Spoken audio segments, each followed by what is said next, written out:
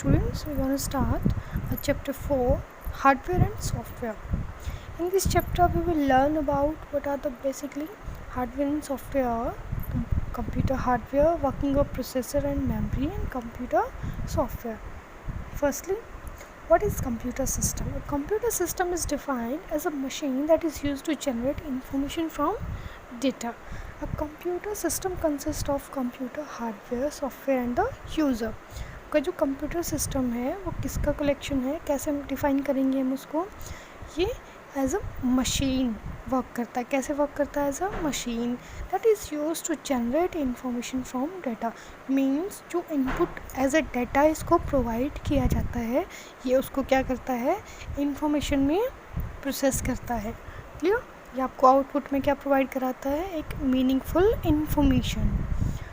So a computer system have hardware, software end user. इसके 3 parts होते हैं, hardware, software and the user. Information क्या होती है हमारी?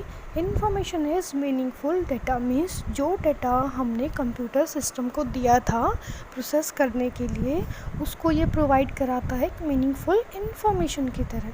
आउटपुट क्या प्रोवाइड होगा? एक मीनिंगफुल इन्फॉर्मेशन. तो वो हमारी क्या हो जाएगी? इन्फॉर्मेशन. मीन्स जो भी डाटा है जो मीनिंगफुल हो जाता है वो क्या हो जाएगा? इन्फॉर्मेशन कहलाएगा. What is data? Data are the raw facts और फिगर. वो फैक्ट्स और फिगर्स जो क्या हैं अभी, जिनका कोई पर्टिकुलर मीनिंग नहीं है. ठीक है, उसको हम क्या बोलते हैं? Data. The next term is what basically the hardware and software are. Means जो आपके जो हार्डवेयर और सॉफ्टवेयर हैं वो क्या है? Let's see, you play games on computer. The game you play is a software and things like keyboard, mouse, monitor, UPS, CPU you use to play a game is called a hardware. You can see in the picture also, here are the some hardware and softwares. Means जिन parts को आप touch कर सकते हो, feel कर सकते हो, तो वो क्या कहलाते हैं? हमारे हार्डवेयर. जिनको हम क्या नहीं कर सकते? टच नहीं कर सकते, वो आपके क्या होते हैं? सॉफ्टवेयर्स होते हैं. लाइक आप कोई गेम खेलते हो आपके कंप्यूटर सिस्टम पे, जो आपकी मॉनिटर स्क्रीन पे आपको शो होता है वो क्या होता है? आपका गेम का सॉफ्टवेयर होता है. और जिन थिंग्स का यूज़ करके आप उस गेम को मॉनिटर करते हो, आप उस गेम को प्ले करते हो, वो आपका क्या होता है? हार्डवेयर होते हैं. जैसे आप कीबोर्ड का यूज़ करते हो कोई भी की प्रेस करने के लिए, या माउस का यूज़ करते हो, या monitor and CPU. These are a hardware devices. Clear? The next term is computer hardware. All the physical parts of computer are called its hardware. Means जितने भी फिजिकल पार्ट्स होते हैं आपके कंप्यूटर के, उनको हम क्या बोलते हैं? Hardware. These parts are divided into 4 main categories.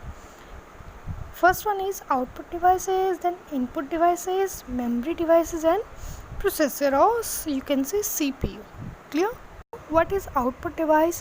The output of processing is given to the user such as a soft copy on output devices, monitors and speakers, and a hard copy through a printers.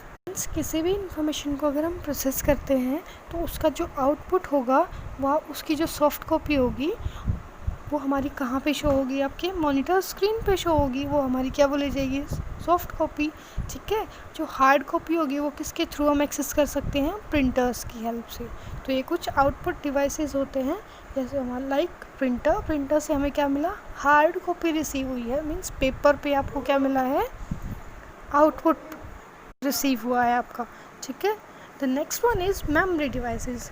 These are the parts of computer which can store information, either temporary information or permanent information. Temporary information है वो कहाँ show होगी? आपकी कहाँ पे store होती है? आपकी रैम के अंदर. ठीक है. और परमानेंट इन्फॉर्मेशन कहाँ पे स्टोर होती है? आपकी हार्ड डिस्क और CD में. Clear? Input devices are the parts of computer through which a user input instructions into the computer such as mouse, keyboard, microphone, scanner, joystick, touchpad, trackball, etc. Means input devices वो parts होते हैं computer के जिसके through user क्या करता है, input provide करता है आपके कंप्यूटर सिस्टम को। जैसे माउस का यूज़ करके, कीबोर्ड का यूज़ करके, आप माइक्रोफोन का यूज़ करके आप अपनी वॉइस क्या कर सकते हो, इनपुट कराते हो। स्कैनर की हेल्प से आप कोई भी डॉक्यूमेंट स्कैन करके इनपुट कराते हो आपकी मॉनिटर स्क्रीन पे। ऐसे ही जॉयस्टिक की हेल्प से आप गेम्स को क्या करा सकते हो, हैंडल कर सकते हो, गेम्स को प्ले कर सकते हो जॉयस्टिक का यूज़ करके। क्लियर? तो ये सारे क्या हमारे इनपुट डिवाइसेस होते हैं। तो next one is CPU, that is the brain of the computer. It receives input from the input device. ये क्या रिसीव करता है, आपका इनपुट रिसीव करता है आपकी इनपुट डिवाइसेस से। ठीक है, that it works on the data as per the input instructions. और उस डाटा को जो भी एज अ इनपुट इसने रिसीव किया था इनपुट डिवाइस से, मीन्स माउस की हेल्प से और कीबोर्ड की हेल्प से जो इसने एक्सेस किया था डाटा को, उसको क्या करता है, ये प्रोसेस करता है इन अ मीनिंगफुल वे में, और क्या प्रोवाइड कराता है, एक आउटपुट प्रोवाइड कराता है। Clear? The next term is working of processor in memory. The processor और the central processing unit means your CPU is the most important part of the computer. As its name suggests, the main job of a processor is to process the data accordance with the input instructions and convert it into the output. Means जो आपके CPU की working है वो क्या है, इसकी जो main job है कि आपकी जो डाटा है उसको क्या करता है, प्रोसेस करता है और आपको कन्वर्ट करके एक इन्फॉर्मेशन, एक मीनिंगफुल इन्फॉर्मेशन प्रोवाइड कराता है as a output. So that's why we called it brain of the computer. Just as your brain controls all the function of your body, the CPU controls all the functions performed by a computer. जैसे आपका जो brain होता है वो आपकी body के सारे functions को कंट्रोल करता है, just like your CPU control all the functions of a computer. Means जितने भी कंप्यूटर के अंदर फंक्शंस होते हैं उनको कौन कंट्रोल करता है, आपका CPU. Mainly it has two parts, CU and ALU, means the control unit that controls the instruction and information, the arithmetic logic unit. Firstly, you have to use input device to give input to the CPU. The first step is input data and instructions are taken by the CU of CLU. सबसे पहले जो input है वो किसके through लिया जाएगा, CPU के through. जो CU यूनिट होती है, जो आपकी कंट्रोल यूनिट होती है, वो क्या करेगी, इनपुट को रिसीव करेगी। सेकेंड स्टेप क्या होगा, the control unit of the CPU controls the flow of data and information between all the computer parts. Means आपकी जो कंट्रोल यूनिट है वो क्या करेगी, कंट्रोल करती है आपके इंफॉर्मेशन और डेटा के फ्लो को। ठीक है, कि कौन कौन से पार्ट्स के थ्रू आपका जो है डेटा वो प्रोसीड होगा। Step third is CPU store input और output on RAM temporarily. आपका जो CU यूनिट है, जो कंट्रोल यूनिट है, वो आपके इनपुट को और आउटपुट को कहाँ पे स्टोर करता है, और टेम्प्ररी वे में स्टोर करता है, कहाँ पे, आपकी रैम में। ठीक है, not permanently. Step fourth is then the arithmetic logic unit does the actual work to process the input by performing arithmetic and logic operations on the data.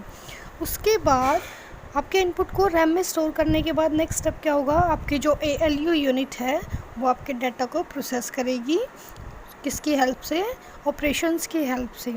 ठीक है, आपके डाटा को प्रोसेस करेगी और उसको एक मीनिंगफुल इंफॉर्मेशन में convert कर देगी। The next step is the CU picks output from the RAM and send it to the output device. Last step क्या होगा हमारा, नेक्स्ट स्टेप क्या है हमारा, CU जो है वो पिक करेगा आपके आउटपुट को रैम से और ये सेंड कर देगा उस आउटपुट को, आपके आउटपुट डिवाइस को सेंड कर देगा। आउटपुट डिवाइस कौन से होते हैं, प्रिंटर्स होते हैं।